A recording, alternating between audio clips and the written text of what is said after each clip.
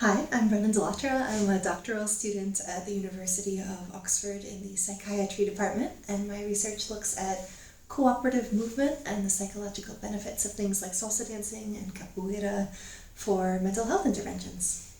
The impetus behind my research is we think that social and movement-based activities like salsa, like Brazilian zouk, like capoeira, and other kind of cooperative-based movement arts, things that involve elements of music, of movement, of synchrony with another person, and improvisation might be really good for mental health, especially in an increasingly disconnected society. My name is Brianna Applewhite. I am a first-year PhD student at the University of Oxford in the Department of Psychiatry. My research focuses on creative arts therapy, so specifically music, dance, visual arts, drama, things of that nature. One of the reasons for seeking out alternative therapeutic methods is to do something different, do something that, isn't often utilized within NHS services, but has shown to have prolific effects. So creative arts therapies like music and dance have shown to reduce depressive symptoms, reduce symptoms of anxiety, and also increase emotional and mental well-being. Hi, my name is Joanna. I've been dancing my whole life. Partner dancing, it's been 15 years, teaching around 12 years. There is something very magical about dance, and every time I heard music I just couldn't sit, I just had to move and express myself. I never really thought it would become my profession, but I guess it made me feel so good that I became a professional dancer, and I dedicated my life to teach others. At the moment when I teach, I want people to feel very comfortable, cozy, that they have space to also make mistakes, and that they feel that space is a safe space. Dancing has been a massive help for my mental health. Like, I could so easily say that, and actually I know firsthand from a number of my friends it's been the same as well. I know that if I am not in a good mood or I'm having kind of a lousy day, but I've got a dance class coming up or I'm going to go to a social, at the end of the night I will feel great. It's never happened that I've been kind of in a kind of a rubbish mood that then I leave a dance social and like I'm not in a better mood. Even if I'm in a funk before I go to the class, afterwards I always feel like, for whatever reason, just like I just feel better for going, and that's sort of every time I've been. Dance has been there with us for like thousands of years. It existed in every culture, which means that people, as human beings, are born to dance. What is it about dance across cultures that is so inherently rewarding, so inherently meaningful that we cannot help ourselves? And what is it about, do we really need, and what kind of music do we need in order to have these movements? When you boil it down, it's really about rhythm. When you're walking down the street, you have your AirPods on and your favorite song is playing. It feels like you're in a movie. It feels like a different kind of environment you've taken on outside of just the day-to-day walk to wherever you have to go, the next meeting or the other. There's a soundtrack behind you. Even though I've been a solo dancer my whole life, solo dancing never gave me so much joy and pleasure as partner dancing, because sharing this happiness with someone else while dancing is really special. I think you can sort of tell a lot about the other person through the way that you practice with each other and get to know them through that. I think it's really important to listen to the energy of the person that you're dancing with, because I think then almost you're missing the point of social dancing. If you're there doing your own thing and they're there doing their own thing, then you're not dancing with each other. And there is this magical spot that you can get to when you're dancing with another person where you're kind of feeding off of what they're doing and you kind of together are creating something beautiful. With every person it's slightly different, but when you find someone and you're very, very connected, it feels like almost like two spirits are dancing together, and it makes you free. We can use things that connect people, music, dance, to bring people together so that they again have meaningful lives and they may not have all the problems, all the depression, all the things that would usually stop them from fulfilling their potential. The research shows that often as you wait for mental health care, you get worse, right? And you do worse once you actually get into the mental health treatment. And so there's a lot of need for kind of how do we address the mental health of individuals as they wait for cognitive behavioral therapy or maybe pharmacological intervention, things like this. Pharmacological interventions or talking therapies have been shown to work for a mass number of individuals. They've been shown to work for a mass number of individuals, but they don't work for everyone. And that's why seeking out alternative methods like creative arts therapies is so necessary because they're a low impact intervention. They often don't cost too much to do. And they often don't have many risks associated. So why not try to see if they work? What is needed in terms of the research that needs to take place to have something like social dance implemented through a healthcare system? It's a really interesting question because a lot of people, in different groups and labs and pockets of neuroscience research and psychology research have investigated things like dance or martial arts or social movement in some capacity for different populations, right? There's, dance for Parkinson's, and there's, capoeira as a strategy for young people with anger and aggression difficulties. There is, a lot of people have studied this, but the difficulty is it's not really, it hasn't been a uniform effort, right? In terms of there's a lot of heterogeneity in these studies. So people use different outcome measures and people, have different ideas of what should go into a cooperative movement intervention. We need more work in a uniform way such that we could take the results of some of these studies together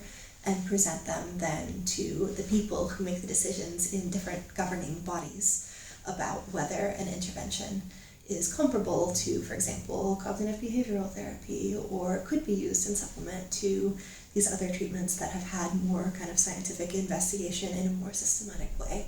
My name is Ponciano Almeida. I am known in capoeira as Poncianinho.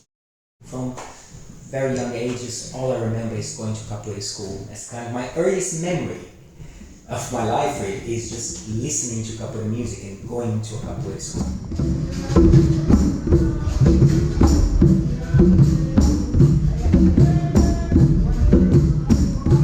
I actually see capoeira through the lens of dance. The deeper you go into the history of capoeira, you understand it as a dance. We are kicking each other, we're sweeping, we're headbutting.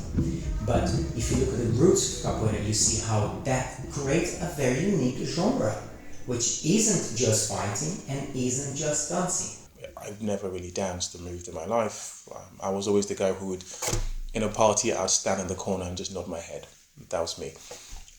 So I wasn't really into movement. But then going into capoeira, over the years, I gradually became much more comfortable in movement. I became more comfortable in a group environment, in a group dynamics with people, being observed, and also participating in observing others.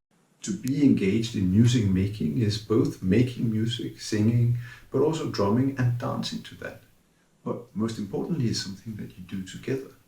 And that togetherness is probably where the really, truly meaningful things come in.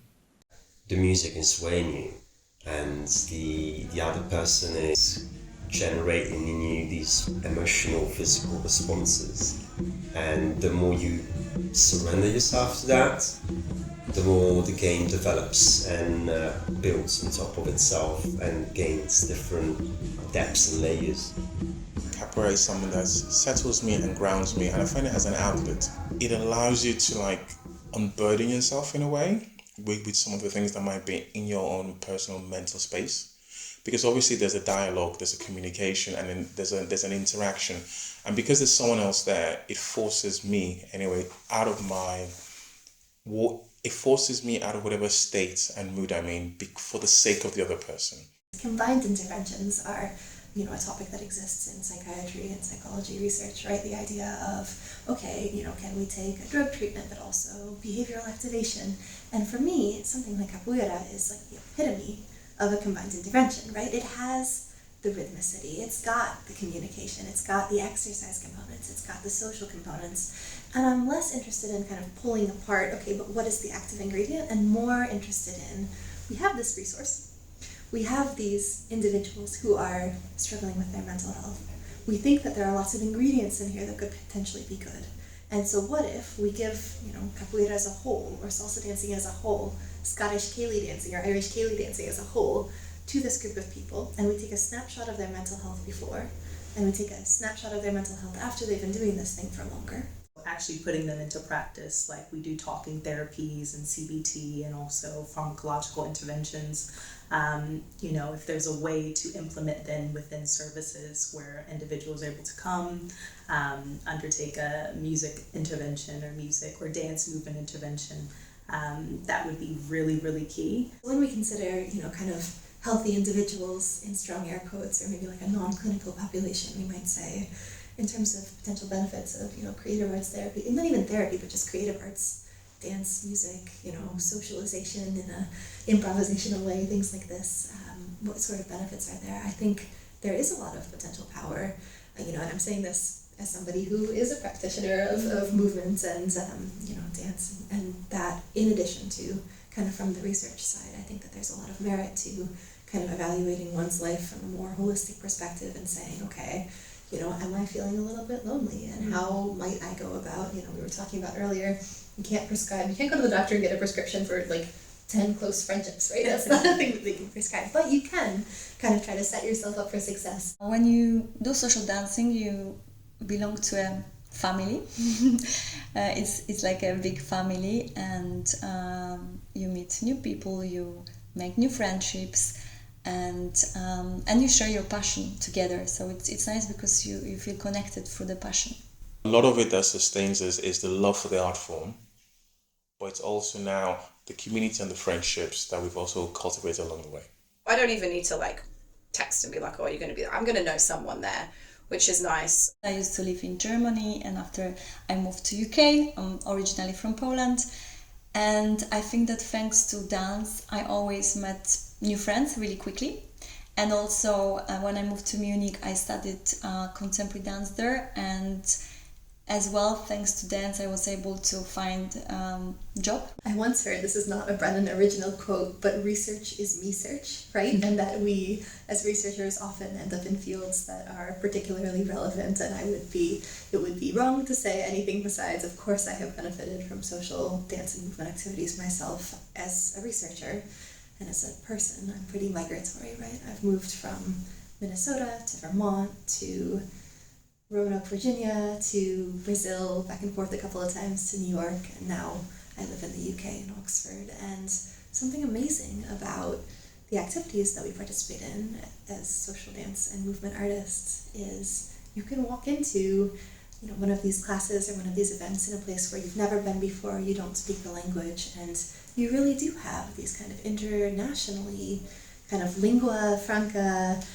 nonverbal tools to be able to connect to people and, open these doors and have conversations, but starting with this language that we can learn really anywhere in the world. For me, what really made it very evident was when we had COVID and we had lockdown, and we still had our online classes. So from one day to the next, like most people, we had to switch from physical attendance to online attendance, and we just did that very quickly. Within a week or so, we were all participating online, and I realized it was really important for me at the time to have that space, because I still felt connected to people, even though it was an online platform, but also the movement, the dedication, and I find that really helps and sustain my mental state. COVID has been a very, very difficult time for everyone. And in my case, if it wasn't for the people that I've got through capoeira, it would have been probably impossible for me to get through it. After 9/11, my mom actually was deployed to Kuwait after the 9/11, September 11 attacks. And I actually was a single child. I lived just with my mom, and I ended up living with my grandparents for a year and a half. And during this time, piano was really my only outlet. Like, I really went into a shell, but when I was at that piano bench, I really came to life, and that's one of the things that kept me going when my mom was away, and also just kind of kept me sane in the sense that I had something to focus on that wasn't, the terror of the things that my mom could currently have ongoing. The therapeutic effects are, so vast, and in some ways can't even be expressed for how beneficial they actually are. But I think in this instance, I stuck with music and stuck with arts-based interventions because I saw what they did for me when I was going through a down moment, and I think they have a horde of benefits for other individuals that are going through similar things. So my mother passed away about a year before I started university, and I think that might be part of the reason why I really threw myself into salsa that first year, because it was this safe space to kind of just let go and not think about what else was going on, and I was sad a lot that year, which I think is fair, but I found this thing that made me really happy, actually, and I think that maybe going as often as I did and dancing as often as I did in that first year, I think a big part of it was that it kind of gave me an opportunity to do something where I wasn't thinking about everything else that was not very nice in my life and the grief that I was going through. I could not be feeling good and I'd go dancing and I'd feel great, and it was kind of magic, I think. You go in and then you have to focus for that time. It just takes me to a place of calmness and bliss. You get these sort of moments of sort of almost out-of-body experience where you're not anymore there, but you're there at the same time. Switching off and kind of just letting it happen as it happens. You're here and now just enjoying listening to the music and being able to express yourself and do whatever you want on the dance floor. You're just breaking different layers and barriers throughout my body and psyche and spirit, and it just gets to a point where I really feel free into my expression and I can express myself. What is really rewarding here is that it really opens up a space of possibilities, a space of freedom. And I think in many ways that's what dance can tell us about meaningful experiences. It's about having absolute freedom. Not absolute in the sense that you can do anything, but that in that space that is created between the music, between the people you're dancing with, and the body and the brain that you are, that you suddenly explore not just what it means to dance, but what it means to be alive. People all the time, people who are not so into the creative arts or in dance, things like that, they'll say, oh, but I'm expecting that you're going to find that probably this doesn't work, because if I was participating in salsa or a music intervention, I wouldn't enjoy it. And it's a really interesting point. There is research that suggests that people who think that a therapy is going to work for them find it more efficacious, and probably, salsa dance or music therapy or what have you is not the correct therapy for the entire population, but that doesn't mean there isn't merit to it, right? And especially for the percentage of the population for whom it would actually be really particularly useful. And so I think there is something to be said for, there are a plethora of nice recommended therapies available, and letting people who seek mental health care through the NHS kind of select what thing might work for them. As far as healthy kind of people that can undertake creative arts, there's a plethora of opportunities and just benefit that I see that research has shown. One thing that you mentioned is socialization, being able to complete something outside of your home. In an age after COVID, it's so key to just pick up hobbies and things that you actually enjoy, things that you like doing. You should try it, because you might be way more surprised than you think how much your body can achieve in the way you are right now and the way you could be if you can keep on a physical practice. And it changes you within so much so that you're going to start doing things that you would never dreamed before to be able to do. Initially, we all go through the motions. We really haven't an idea of what we're doing. We all have 2 left feet. But then as we stick at it, eventually we get better, and sometimes it's micro improvements that we make initially, and as we get better and better at it, you will start to make bigger steps. I'm a bit of a miserable person if I'm not training. I have to deal with that, because it shouldn't be like that. But I've just been so conditioned to practice and training that If I go for a couple of weeks without training, it just feels very odd in my life. A lot of skills for like everyday life just from those two activities. It's something that actually I don't think I've experienced in anything else. Because it really makes me happy.